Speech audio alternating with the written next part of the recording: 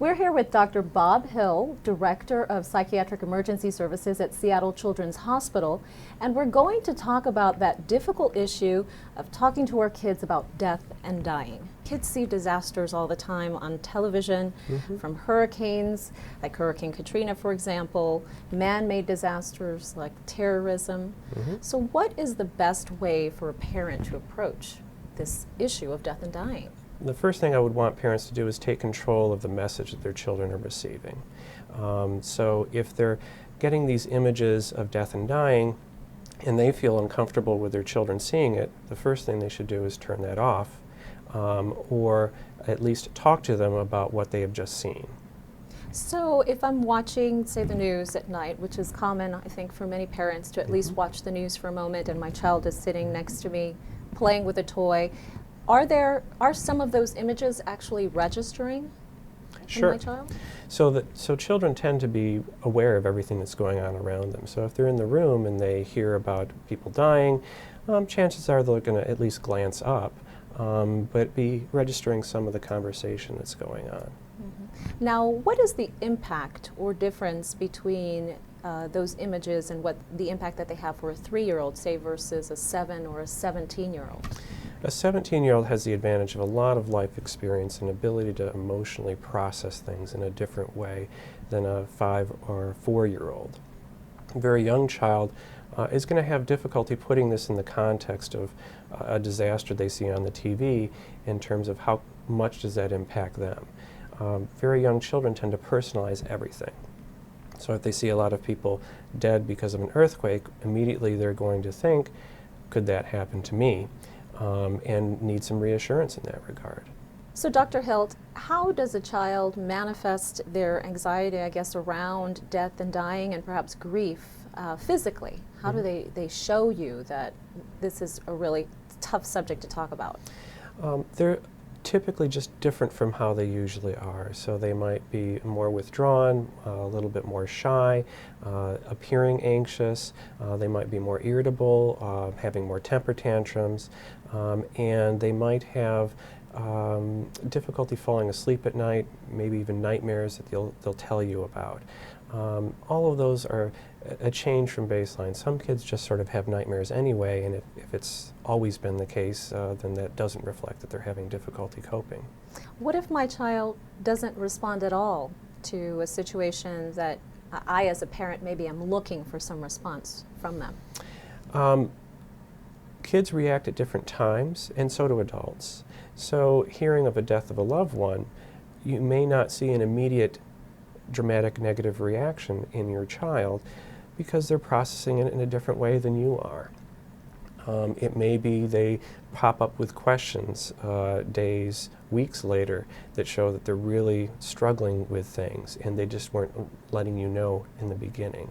So to help our parents, I think it would be great to do maybe a little role-playing, Dr. Hilt. Are you okay with that? So I'll be the child and you're the parent and you'll answer these questions.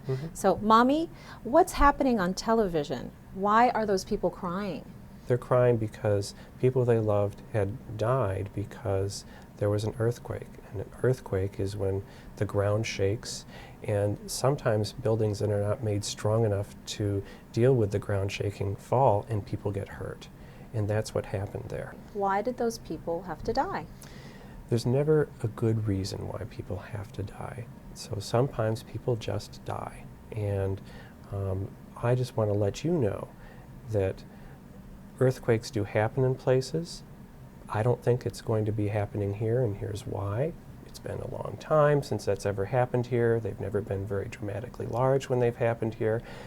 Our house is built really strong, and I'm not worried about our house being able to hold up in an earthquake. What about if the child says, I'm afraid that we're going to die, Mom and Dad? How do you respond to that? Be empathic and honest to say, oh, you are afraid. I can see that. And yes, it does worry me too when things like this happen. But I'm actually not worried about you being safe tonight. It's okay to be afraid, but know that I'm not too worried about things right now. I think we're going to be safe. When do you think a parent needs to take their child to see a specialist when the situation just has really gotten out of control for them? Kids who get stuck are kids who have persistent nightmares, who play in an odd, repetitive way, such as checking all the doors are locked repeatedly, making sure everybody's safe and knowing where everybody's at. That would be a sign that a child's having some difficulty coping. And typically those things show up around 3 to 4 weeks after the event has occurred. And if that goes on, I think it's a good idea to consult with a specialist, a mental health specialist, about are there other things that should be done, and consider whether therapy is appropriate. Is there anything that you can provide as far as guidance for parents of things that they may be able to do as a family to balance out, I guess, the negative feelings of a death, death in a family, or perhaps watching devastation on television? Right. Is there an action that a family can take together, perhaps? There's quite a few. So some families feel it's very important to do something positive in the face of a disaster, to say, well, we're going to do something to help those people. That might be as simple as, oh, let's put together a care package and send it to somebody we know who's involved in the area. Or let's volunteer for our local agency, or let's see what our church is going to be doing in response to this.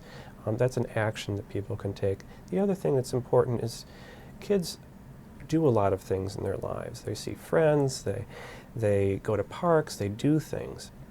And because of whatever's going on, some families get out of the routine of doing things with their children. So going on with the usual routines, making sure they see that life goes on.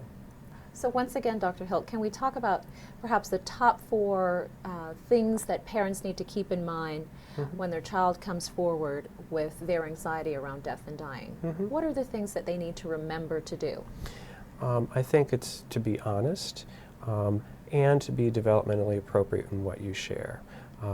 So when they come to you with a question, answer them appropriately. Don't over-answer. Wait for them to respond and see what other questions they might have. Then you're going to be providing reassurance about them in fact being safe to whatever extent it's appropriate to do so. Give that reassurance they're actually looking for it, and they may not just be bringing it up. The other thing is to control what they're seeing. If it's a disaster that's gone on, to control the images that are in front of them. Some parents want to shield children from, say, going to a funeral. It's not really necessary per se to do that, but they may not have to spend the whole day at the funeral. They can go and then go to a friend's house. Another thing is to make sure that their life goes on. Show them that life goes on by having their routines continue. Okay. Thank you so much, Dr. Hilt, for that valuable information. Yes.